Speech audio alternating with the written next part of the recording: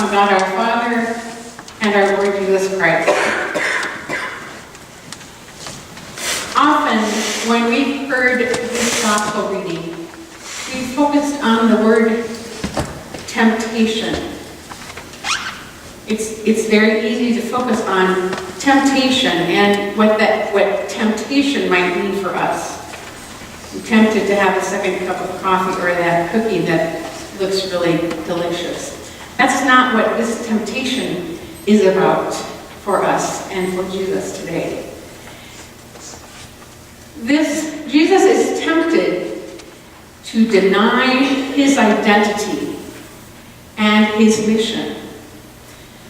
His identity as the Son of God.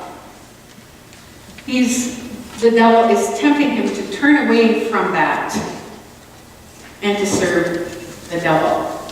Now, it's especially complicated for Jesus because Jesus is about feeding the hungry. So when the devil tempts him to make a loaf of bread out of a stone, it gets right at Jesus' mission.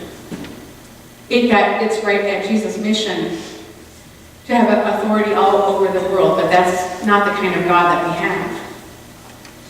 And it tempts Jesus away from his call to give his life, to give himself fully to his ministry and to the path before him when he's tempted by the devil to throw himself off the top of the pinnacle of the temple. And because, I guess, into moving his trust from his father to the devil. Because if you look at the psalm for today, if you take it all as a whole, God doesn't do all those things. God does not take Jesus off the cross. God does not save him from death. God is present in death and in resurrection.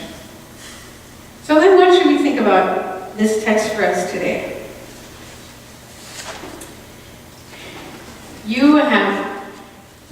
Your history is something that is a compilation and weaving together of many different identities, right? We have a number of faith communities that have come together, that are still coming together, that are being woven together. What does that mean to be the people of God? To be New Hope people of God? What is our identity? What do you think? What do you know? What is your identity?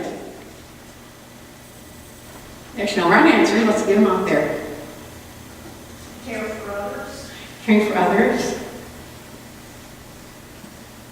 Showing God's love through what we do. Showing God's love through what we do.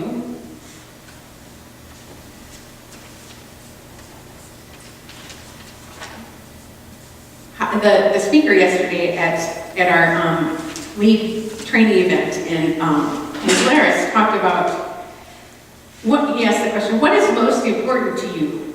What is the most important thing in your church today? Let's phrase it that way. And if we are living out our identity, that should be an obvious thing, that should be obviously observable in what we do. So caring for others, yes. So what is the most important thing to us as one community of faith?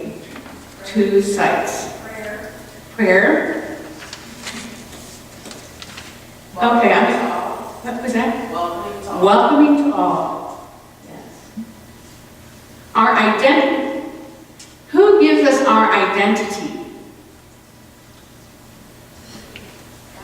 God. We are children of God. That is the first thing. And everything that we do and say and think comes out of that identity. So how are we tempted to deny that identity? How are we tempted to deny that identity? Children of God together as a body of Christ. It's an interesting thing, isn't it? The former Bishop Steve Bowen, who was our speaker yesterday, talked about If a church proclaims that, let's say, youth is really important, the way you know that's really important is to look at the budget. How much money is there for youth? I know that we have lots of ways that we support youth ministry. It's obvious. So, the thing about we being tempted to deny our identity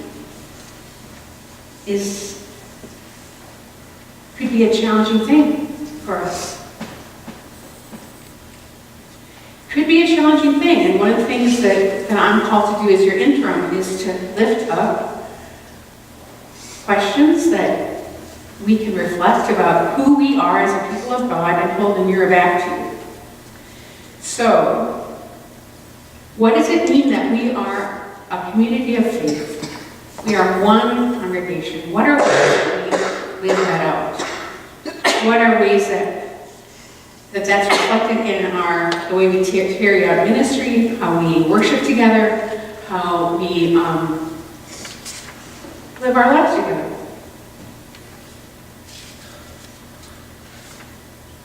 Not easy answers.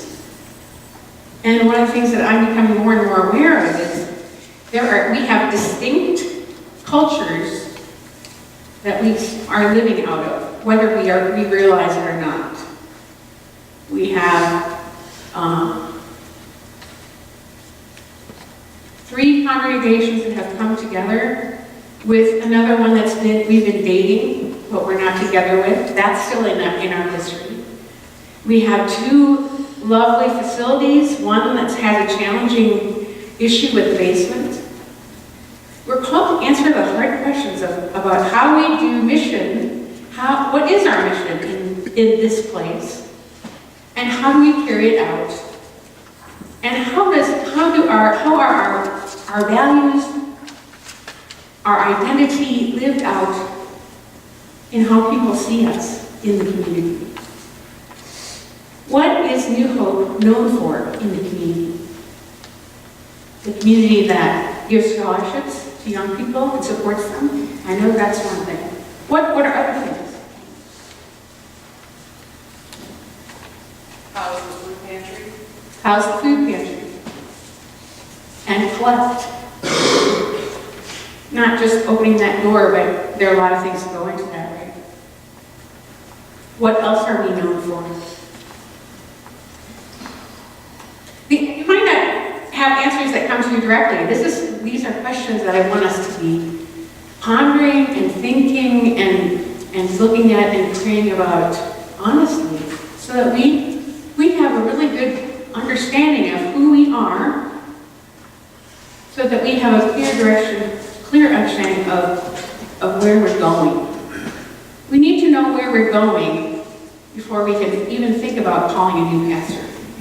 Is that, knowing where we're going and being really clear about our identity will give vision to that. Does that make sense? Mm-hmm.